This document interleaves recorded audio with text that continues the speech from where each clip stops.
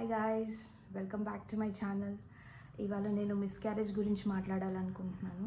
I know ఇది చాలా sensitive topic, చాలా తక్కువ మంది మాట్లాడతారు. బట్ నేను నా ఎక్స్పీరియన్స్ని షేర్ చేద్దాం అనుకుంటున్నాను. అట్లీస్ట్ కొంతమందికైనా హెల్ప్ అవుతుందనేసి. మిస్క్యారేజ్ గురించి మాట్లాడాలంటే నవడేస్ చాలా ఎక్కువ కేసెస్ అవుతుంది. ఎందుకంటే మన లైఫ్ స్టైల్ అలా ఉంది ఇప్పుడు. ఇంకా 10 to 15% of the pregnancies nowadays miscarriage అవుతుంది, ఫస్ట్ ట్రైమిస్టర్లో ఎస్పెషలీ. ఇంకా ఎవరైతే మిస్క్యారేజ్ అయిందో వాళ్ళకి నేను చెప్పేది ఏంటంటే, మీరు ఎక్కువ గిల్ట్ ఫీల్ అవ్వాల్సిన అవసరం లేదు. నేను ఏమన్నా చేశానేమో, అలా అయింది, నాకే ఎందుకు ఇలా అయిందని. ఇట్స్ ఓకే, కొన్నిసార్లు అలా అవుతుంది. రీజన్ కూడా ఉండదు ఎందుకు అలా అయింది అనేసి. కొన్నిసార్లు అది ఫామ్ అవ్వటమే ప్రాబ్లం అవుతే అలా అవ్వచ్చు. నా ఎక్స్పీరియన్స్ గురించి చెప్పాలంటే, నాకు లాస్ట్ ఇయర్ కన్ఫర్మ్ అయింది, విచ్ వాజ్ సో అన్ఎక్స్పెక్టెడ్. నేను అస్సలు అనుకోలేదు, because I dent plan my pregnancy. ఇంకా నా పెళ్ళి అప్పుడు 6 months అయింది. సో అప్పుడే ఎందుకో ఇంకొంచెం టైం తీసుకుందాం అన్నట్టు అలా ఉన్నాను. సో అప్పుడు కన్ఫర్మ్ అయింది. ప్రెగ్నెన్సీ చెక్ చేసుకొని ఒక 10-15 days తర్వాత హాస్పిటల్కి వెళ్తే అప్పటికి 6 weeks అని చెప్పారు. So okay, let it be అనుకునేసి ఉన్నాము. ఇంకా తర్వాత చూస్తే వాళ్ళు స్కాన్ చేశారు. అయ్యో, ఆ స్కానే ఒక పెద్ద ఎక్స్పీరియన్స్ చెప్పాలంటే. అది నాకైతే చాలా ఫస్ట్ ఎక్స్పీరియన్స్. అలా కూడా స్కాన్ చేస్తారు. అసలు ప్రెగ్నెన్సీ ఏంటి, ఇదంతా చాలా కొత్త. అప్పుడే స్కాన్కి వెళ్ళటం, ఆ రోజే తెలిసింది ఏంటంటే వెజైనల్ స్కాన్ జరుగుతుంది, అదొక స్కాన్ కూడా ఉంటుంది అనేసి. జనరల్గా టీవీలో ఎప్పుడు చూసినా అలా పైన స్టమక్ పైన అంటారు, అదే అబ్డామినల్ స్కాన్ అనమాట. నేను అదే అని అనుకున్నాను. చూస్తే తర్వాత తెలిసింది ఇలా కూడా ఒకటి ఉంటుంది, వెజైనల్ స్కాన్. బికాజ్ చాలా ఎర్లీ ప్రెగ్నెన్సీస్లో స్టమక్లో ఏముందో కనిపించదు. సో మనకి ప్రెగ్నెన్సీ మిస్ అయిన తర్వాత, అదే మనం ప్రెగ్నెన్సీ కిట్లో చెక్ చేసుకున్న తర్వాత డాక్టర్ దగ్గరికి వెళ్తే నెంబర్ ఆఫ్ వీక్స్ చెక్ చేస్తారు, మన లాస్ట్ ప్రెగ్నెన్సీ నుండి ఇప్పటికీ. అలా చెక్ చేశాక వాళ్ళకి అర్థమవుతుంది ఏ స్టేజ్లో ఉంది ప్రెగ్నెన్సీ, చాలా ఎర్లీగా అని చెప్పి. అప్పుడు నాకైతే 6 weeks. సో వెజైనల్ స్కాన్ చేశారు. నాకు అప్పుడే చాలా భయం వేసింది, ఇదేంటి వీళ్ళు ఇలా చేస్తున్నారు అనేసి. సో ఎవరైనా తెలియని వాళ్ళు ఉంటే తెలుసుకోండి. ఇంకా సో అప్పుడు అలా స్కాన్ అయింది. తర్వాత వాళ్ళు బ్లడ్ టెస్ట్ అవి అన్నీ చేసుకోమన్నారు. ఆ రోజుటికైతే ఏం చేయలేదు. ఇంకా వాళ్ళు స్కాన్లో ఏం చెప్పారంటే గ్రోత్ లేదు అనేసి. అంటే 6 weeksకి ఎంత ఉండాలో లోపల శాక్, గెస్టేషనల్ శాక్ అనేసి ఒకటి ఫామ్ అవుతుంది. సో ఆ తర్వాత అంటే అది బేబీకి ఫస్ట్ అవుటర్ లేయర్ అనమాట. తర్వాత హార్ట్ బీట్ రావటం అవన్నీ ఉంటుంది. సో ఆ శాక్ ఏదైతే ఫామ్ అయిందో అది అప్పటికి ఫామ్ అయ్యింది అనుకుంటా అప్పుడే. ఇంకా పోల్ అనేది ఇంకా రావాల్సినవి ఏవి రాలేదన్నమాట. 15 days తర్వాత వెయిట్ చేసి మళ్ళీ రమ్మని చెప్పారు, ఇన్ కేస్ ఏమైనా గ్రోత్ ఉంటుందా ఉండదా అని చెప్పేసి. నాకైతే అసలు ఏం అర్థం కాలేదు, ఇలా కూడా అవుతుందా అనిపించింది. అప్పుడు వాళ్ళు నాకు ఏం చెప్పారంటే, నేను అడిగాను ఇది నార్మలేనా, ఇలా అవుతుందా అంటే లేదు ఇది నార్మల్ కాదు అన్నారు. ఇంకా నా కేసులో ఏమైందంటే అక్కడ ఇంటర్నల్ బ్లీడింగ్ కూడా అవుతుంది అనమాట. ఇది నాకు తెలియదు, బయటకైతే ఏం తెలియట్లేదు, లోపల అలా బ్లీడ్ అవుతుంటే వాళ్ళు ఏం చెప్పారంటే ఓకే, ప్రొజెస్ట్రాన్ అనే ఒక ట్యాబ్లెట్ సజెస్ట్ చేస్తాను. సో ఆ 15 days ప్రొజెస్ట్రాన్ ట్యాబ్లెట్ ఇంకా ఫోలిక్ యాసిడ్ అవి ఇచ్చారు.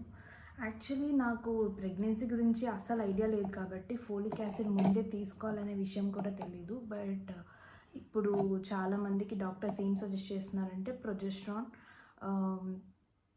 కాదు, ఫోలిక్ యాసిడ్ మెయిన్గా ప్రెగ్నెన్సీ ప్లాన్ చేసేప్పటి నుండి ఫస్ట్ 3 months నుండే తీసుకోమంటున్నారు. ఇన్ కేస్ మీరు ఈ మంత్ నుండి బేబీ ప్లాన్ అనుకుంటే ఇంకా 1 month ముందు నుండి ఆర్ అట్లీస్ట్ కన్ఫర్మ్ అయినప్పటి నుండి ఫోలిక్ యాసిడ్ అయితే మ్యాండేటరీగా తీసుకోమని సజెస్ట్ చేస్తున్నారు.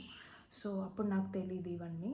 ఇంకా ఏమైందంటే ఆ రోజు అలా 15 days ట్యాబ్లెట్స్ తీసుకునేసి నెక్స్ట్ మళ్ళీ వేరే డాక్టర్ దగ్గరికి వెళ్ళాం.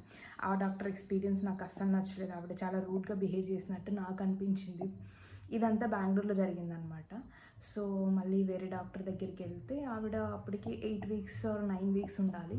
అంటే ఆ టైంకి హార్ట్ బీట్ వచ్చేసి ఉండాలి బేబీది. బట్ ఆ రోజుటికి ఇంకా 6 weeks దగ్గర ఎక్కడ ఆగిపోయిందో అంతే ఉందన్నమాట.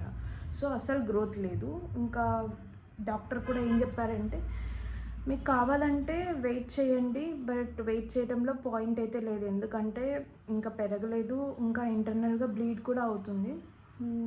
సో ఇంకా యూజ్ అయితే లేదు ఈ ప్రెగ్నెన్సీ కంటిన్యూ అవ్వటంలో. సో టర్మినేట్ చేసుకోమని చెప్పారనమాట.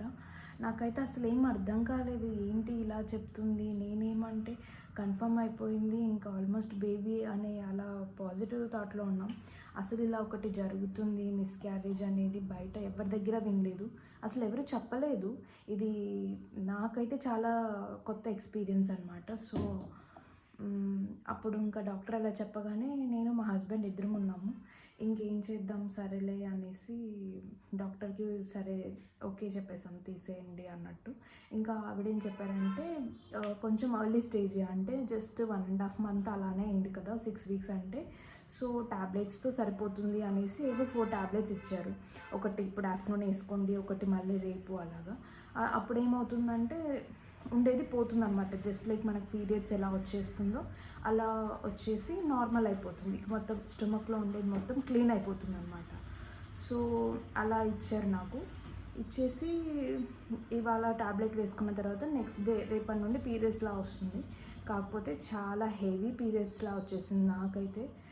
ఒక 1 week, ఒక 3-4 days నార్మల్ రెగ్యులర్ మన పీరియడ్స్ లాగే కొంచెం హెవీ ఫ్లోలో వచ్చి, ఆ తర్వాత 1 week తర్వాత రమ్మని చెప్పారనమాట. పీరియడ్స్ ఆగిపోయిన తర్వాత 1 week తర్వాత ఎందుకు రమ్మన్నారంటే స్టమక్లో ఇంకా ఏమైనా ఎక్కడైనా ఉందా లేకపోతే మొత్తం పోయిందా అనేసి చెక్ చేయడానికి అనమాట.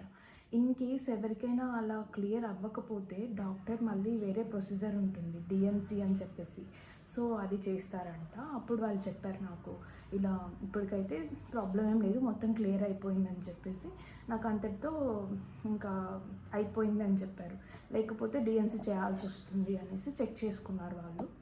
ఇంకా ప్రాబ్లం ఏంటంటే అలా కొంతమందికి ఇంత కూడా జరగకముందే జస్ట్ ప్రెగ్నెన్సీ కన్ఫర్మ్ అయిన వెంటనే మనం ఎప్పుడైతే ఆ కిట్లో చెక్ చేసుకుంటామో ఆ తర్వాత వెంటనే కొంతమందికి 10 daysకే పీరియడ్స్ రావచ్చు.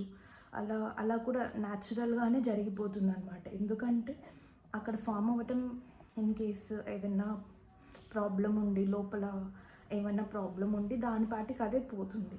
అలా కాకపోతే ఇలా గ్రోత్ అవ్వకుండా అలా ఉంటుంది, అంతేకాని అక్కడ మన మిస్టేక్ ఏం లేదు.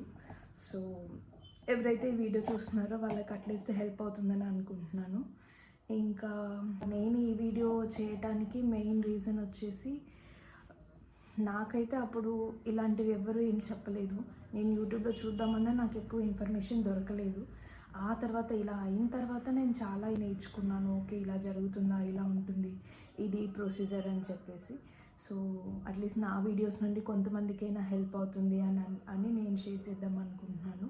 ఏం చెప్పాలనుకుంటున్నానంటే చాలామంది ఇంకా గిల్ట్ ఫీల్ అయిపోయేసి అసలు ఎందుకు ఇలా అయింది, మళ్ళీ ప్రెగ్నెన్సీ వస్తుందా రాదా, ఇంకా నెక్స్ట్ ప్రెగ్నెన్సీ ఒకవేళ కన్ఫర్మ్ అయినా చాలా టెన్షన్గా ఉండటం ఇవన్నీ ఉంటుంది. సో ఇది నాకు తెలుసు. So on a positive note నేను షేర్ చేసుకోవడానికి రీజన్ ఏంటంటే, ఇవంతా నార్మల్, ఈ ఫేజ్ అయిపోయాక మళ్ళీ నార్మల్ అవుతారు అందరూ, నేను కూడా అయ్యాను. So on a positive note చెప్పాలనుకుంటుంది ఏంటంటే, ఇట్స్ ఓకే అది అయిపోయింది, నెక్స్ట్ మళ్ళీ నార్మల్ అవుతుంది, నాకు కూడా అయింది. సో ఇంకొక గుడ్ న్యూస్ ఏంటంటే ఐఎమ్ ప్రెగ్నెంట్ నౌ. సో మీకు కూడా అందరికీ పాజిటివ్గా ఉండాలని, ఆ ఫేజ్ అయిపోయాక మళ్ళీ నార్మల్ అవ్వాలని కోరుకుంటూ thank you. Please subscribe to my channel so that it will be more helpful.